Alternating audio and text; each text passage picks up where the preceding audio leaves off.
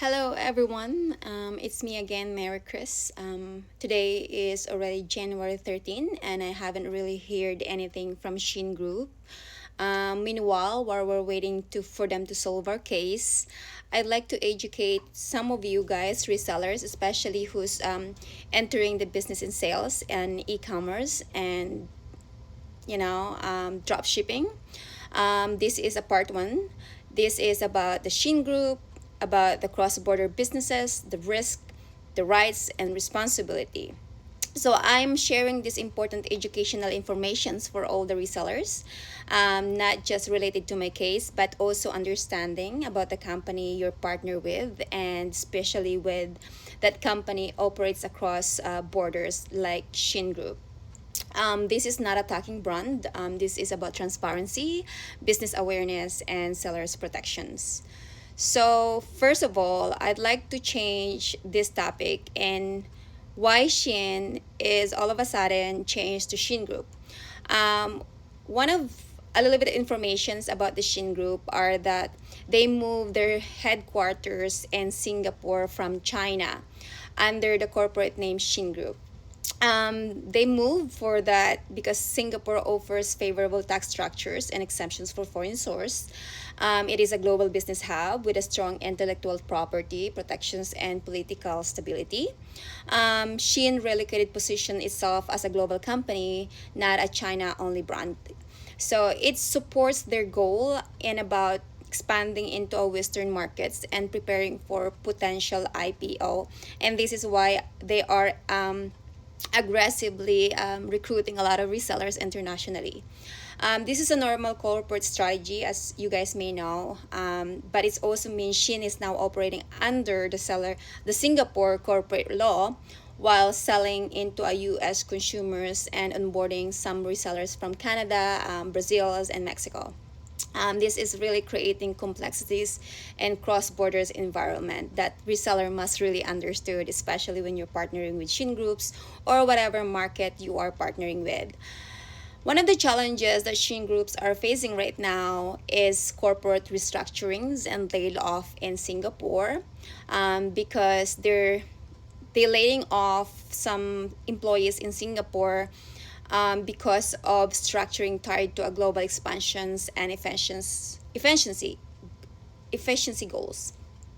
Also, IPO as certainty. Shein also preparing an IPO in London, after abandoning their plans for a New York listing due to a political scrutiny. Even though the London IPO is facing regulatory as well, questioning public scrutiny. Also, there's facing product safety and compliance issue, such as authorities in Seoul actually found toxic substance in the some Shein product, leading to some product removals and investigations. Now moving on, labor practice concern as well. Shein owns sustainability report that also reveals cases of underage labor among suppliers. So they're facing a lot of pressure right now, especially improving their transparency and governance. This is where I'm highlighting about my case is that the lack of transparency and information truly affected me, especially that scam incident. Shin prepares for a global IPO and they face pressures to strengthen their compliance, sellers protection, supply chain transparency, and corporate governance. This challenge matter because they affect how company manage risk and how they treat resellers like me. Why is it understanding company background matters before we partner with them? For many resellers, before you join in a platform like Shein Marketplace, like me, you are not just uploading product. You are entering into a cross-border commercial relationship with a company that is have a headquarters in Singapore, operating globally, selling to US consumers, onboarding Canadian resellers, preparing for an IPO, restructuring internally, and also under regulatory scrutiny. That means is that policy may change quickly. Onboarding may be inconsistent. support may be overwhelming and compliance gap may appear, seller may be exposed into a process fail, which happened in my case, because this is a large e-commerce market. They cannot track how their employee follow the terms and conditions inside of internal Shein.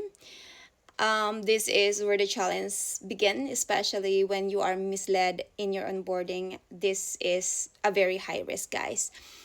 So cross-border business, our responsibilities in both sides. When U.S. centered platforms headquarters in Singapore recruits Canadian sellers, there are legal and compliance responsibility. First, platform responsibility. Let's discuss platform responsibilities first. Platform responsibility is to provide us with valid contract, explain tax obligation clearly, verify official support channels, and provide fraud prevention guidance, respond in a timely manners, protect sellers from impersonations, ensure safe onboarding, provide documentations, either IRS reporting for CRA reporting. Seller responsibilities, in other hand, is to comply with our regional tax rules, whatever country you are, whatever region you are. Maintain business record and verify support channels, operate as legitimate business entity, report income properly. If the platform fails to meet responsibilities, sellers like me, you become vulnerable. This is what exactly happened to my case. And so that educating you guys is very important of how to know your rights and follow the rules and compliance and terms. So why contracts and onboarding and verification really matters. So here I will highlight. Contract is not optionals. It is important because it defines the tax handling, dispute resolutions, sellers protection, platforms obligation, and fraud prevention expectations. If the platform did not provide a contract, does not walk you through compliance, does not verify support channels, does not warn you about the impersonators, does not respond for weeks or months, then the platform carries liability when scam occurs. Again, I will repeat that. Then the platform carries liability when a scam occurs. This is not seller's negligence. Again, this is process failure. Moving on, why Canadian reseller need business registrations if a platform doesn't ask? This is very important, guys, as you're running as a business. Many platforms do not strictly enforce business registrations during the onboarding. But as a Canadian sellers operating in US linked platform, registrations is essentials. This will help and protects you from CRA requires accurate reporting.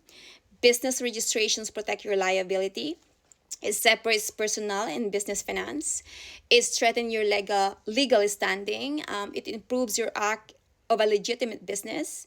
It helps you challenge platforms' failures. It protects you in a cross-border dispute. Platforms that do not require registrations may feel easy, but they are actually higher risk because they reduce clarity and accountability. So I am gonna end in this part one for now. It is very important as a business owner that you have business entity in the region or the country that you are living. Even though so you're operating internationally, you have two obligations. First, the obligations of paying dues or taxes in the country where your business is operating, and at the same time declaring your income tax where you are living and where region it is, because we have to be compliant in both ways. And I think this is why the transparency and documentations are very important as you entering e-commerce business and partnering with SHEINgroup or any marketplace out there. Please follow me. Don't forget to like and share these videos. And while we're waiting for Shein to respond with us, I'd like to continue educate many resellers so that you guys can understand these forms of business model. Thank you guys for watching these videos, and I hope you guys learn something about this. Follow me for the next video.